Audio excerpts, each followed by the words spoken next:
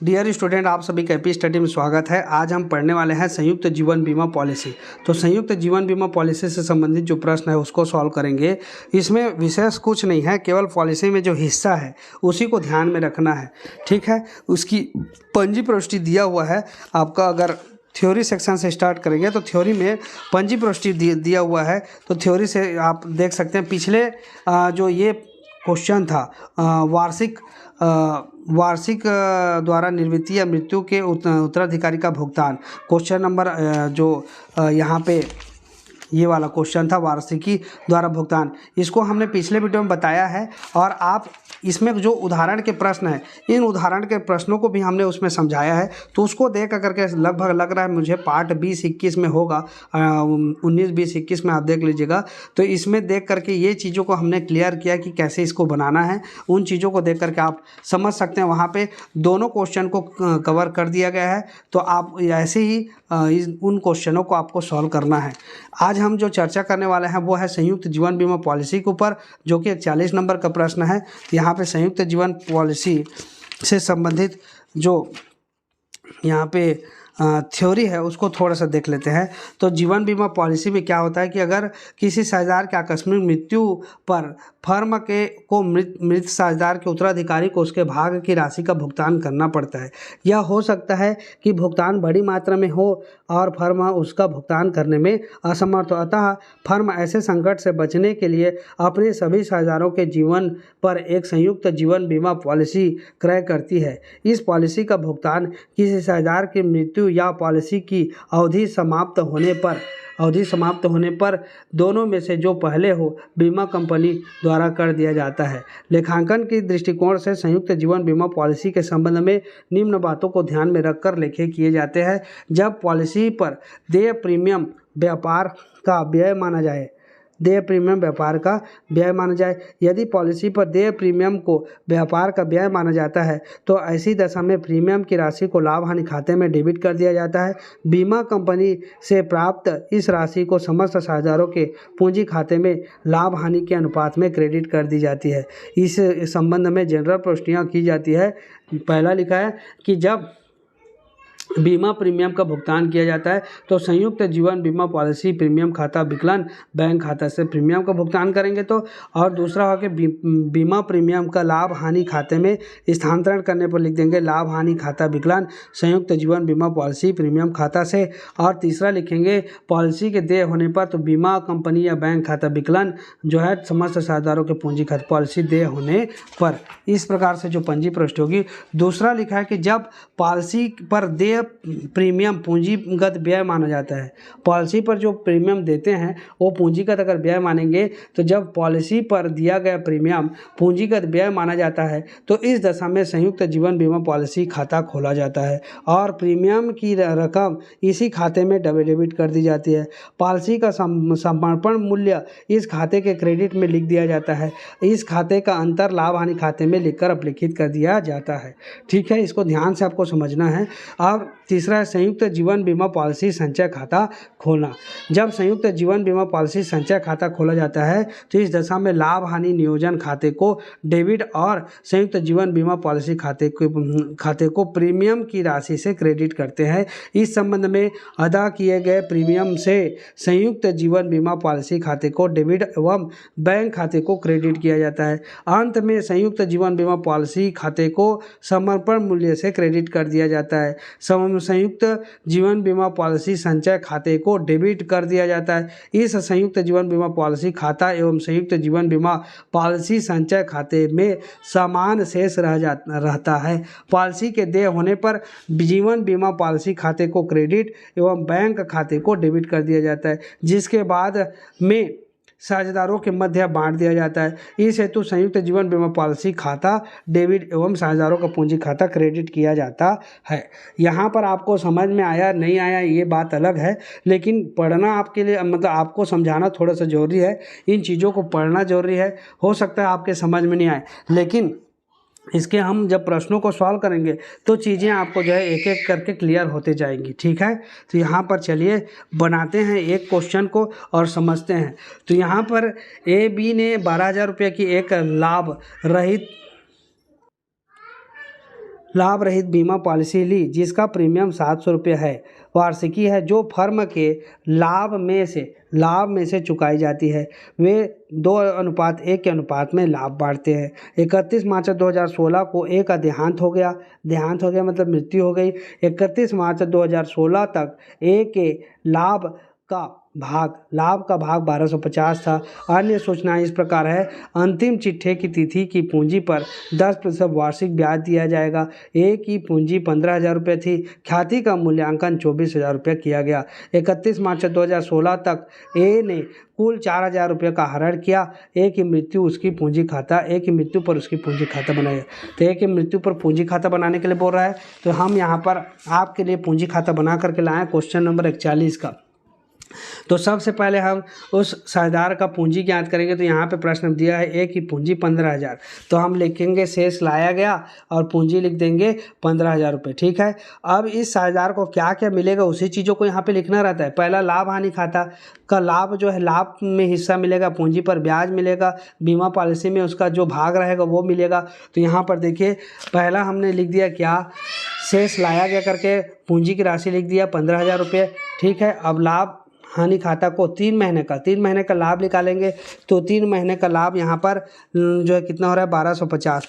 यहाँ पर से हमने लिया, ये देखिए ये हो गया पूंजी पर 10% ब्याज दिया जाएगा। तो 15,000 का 10% निकालेंगे तो हमारा कितना आ जाएगा 1500 आ जाएगा। लेकिन पूरे वर्ष नहीं, वो कब हुआ 31 मार्च, मतलब इसको हमको समझना है। 31 मार्च को उसकी मृत्यु हो जा रही है। ठीक है, तो इसके हिसाब से हमको, और 31 मार्च 2016 तक ए के लाभ का भाग 1250 था।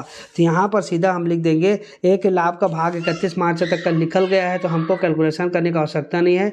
तो हम यहाँ पर लिख देंगे, क्या लिख देंगे, लाभ हानि खाता को 3 महीने का 1250 रुपये जो स्पष्ट दिया हुआ है। आप पूंजी पर ब्याज खाता को करके 15,000 का 10%, तो 15,000 का 10% 1500 हो जाएगा। उसका 3/12 भाग, 3/12 क्यों, क्योंकि 3 महीना जीवित था, तो इसलिए 3 माह का निकाल लेंगे। तो हमारा क्या आ गया 375 रुपये आ गया। ठीक है, उसी प्रकार जीवन बीमा पॉलिसी, तो यहाँ पर हम बीमा के बारे में चर्चा कर रहे हैं। तो बीमा देखिए प्रीमियम 700 रुपये वार्षिक है बोल रहा है, और यहाँ पे क्या लिखा है कि ए और बी ने 12,000 रुपये की एक 12,000 की एक लाभ रहित बीमा पॉलिसी लिया है। तो 12,000 का बीमा पॉलिसी है। ठीक है, तो इसमें हमको कैलकुलेशन करना पड़ेगा। तो यहाँ पर देखिए 12,000 का 2/3 भाग, क्योंकि यहाँ पे 2:1 में बांटते हैं, 2:1 में, और एक की मृत्यु हो गई तो ए का भाग है 2 और बी का भाग है 1, तो 2 है मतलब 2/3 और 1/3 हो गया तो 2/3 भाग। तो यहाँ पर देखिए हम लिखे 12,000 का 2/3 भाग, मतलब 8,000 जो है किसका हो गया भाग, वो ए का हो गया, तो ए को मिलेगा।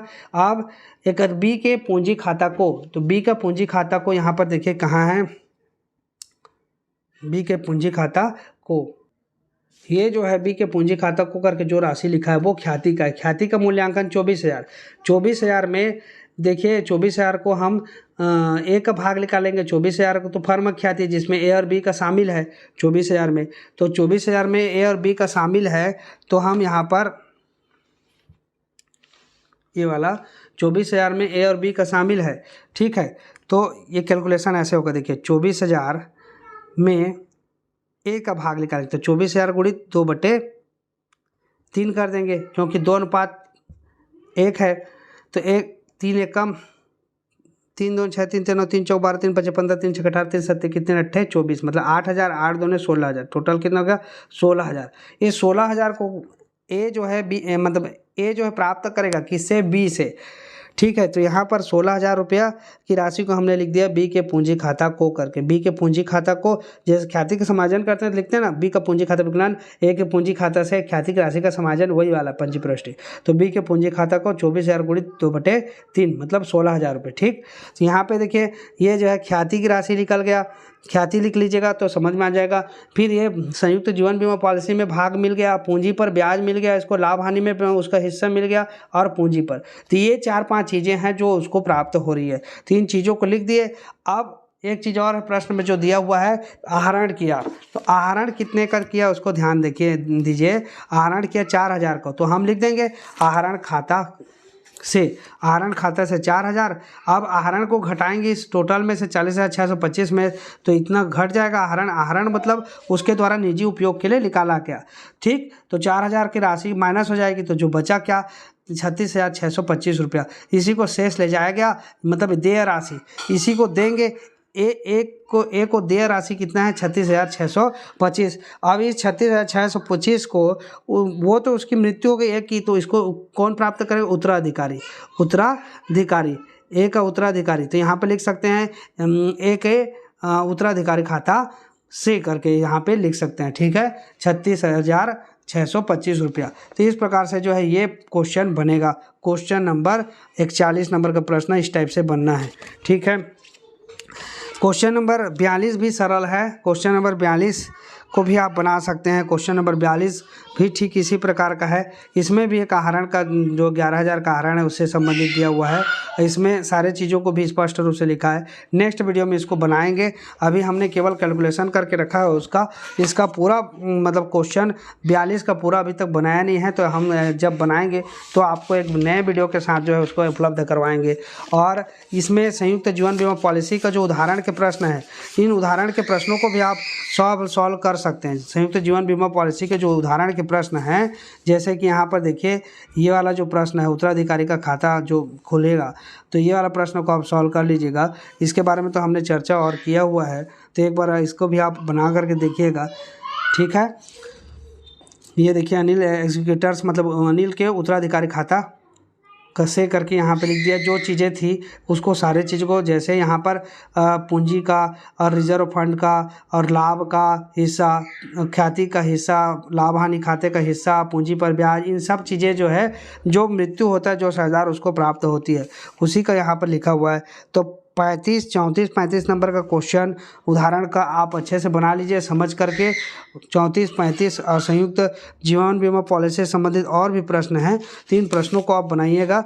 इसमें हम 42 नंबर का क्वेश्चन को नेक्स्ट वीडियो में कवर करेंगे, और एक क्वेश्चन बच जाएगा जो कि 43 नंबर का क्वेश्चन है। इसको भी कोशिश करेंगे आने वाली वीडियो में हम आप के लिए जो है पूरे चीज़ों को एक एक करके बारी बारी से हम अपलोड करते जाएँ। और इसके बाद जो चैप्टर स्टार्ट होगा वो चैप्टर है हमारा साझेदारी फर्म का विघटन, और इसको जल्दी से जल्दी हम स्टार्ट करेंगे। चूँकि अभी तिमाही का एग्ज़ाम स्टार्ट हो रहा है, तो इसलिए जो है थोड़ा सा अभी इसको डिले करके बनाएंगे। हालांकि मैं कोशिश करूंगा कि इसको जल्द से जल्द इसके भी प्रश्नों को एक एक करके बारी बारी से सॉल्व करते जाएं। तो आशा करता हूं, अगर आप चैनल पे नए हैं तो चैनल को सब्सक्राइब कर दीजिए, बेल आइकन को प्रेस करके रखिए, और अधिक से अधिक वीडियो को शेयर अवश्य कीजिए, ताकि जितने भी हमारे स्टूडेंट हैं कॉमर्स वाणिज्य संकाय के अंतर्गत, उन सब को, खास करके जितने भी सरकारी विद्यालय के हैं, खास करके जो ग्रामीण क्षेत्र के हैं, जो ठीक से कोचिंग की सुविधा नहीं है अपने आसपास के क्षेत्रों में, उनको घर बैठे यूट्यूब के माध्यम से पढ़ने का अवसर प्राप्त हो, और जो चीज़ें उनके डाउट में है, क्लियर नहीं हो रही है, वो घर बैठे मोबाइल के माध्यम से पढ़ करके अपनी जो पढ़ाई है वो पूरी कर सके। ऐसा इस वीडियो के माध्यम से प्रयास किया जाता है, इस चैनल के माध्यम से। और ये आपसे निवेदन है कि अधिक से अधिक जो कॉमर्स के स्टूडेंट हैं 11वीं के 12वीं के, उन तक मेरा जो प्ले लिस्ट है, जो व्हाट्सएप का चैनल है, उसमें जुड़िए और अधिक से अधिक वीडियो को शेयर कीजिए, ताकि सबको फ़ायदा हो सके। तो इसी उम्मीद के साथ आज के वीडियो को यहीं पर समाप्त करते हैं। नेक्स्ट वीडियो में हम इसके आगे के प्रश्नों को सॉल्व करेंगे। तब तक के लिए धन्यवाद।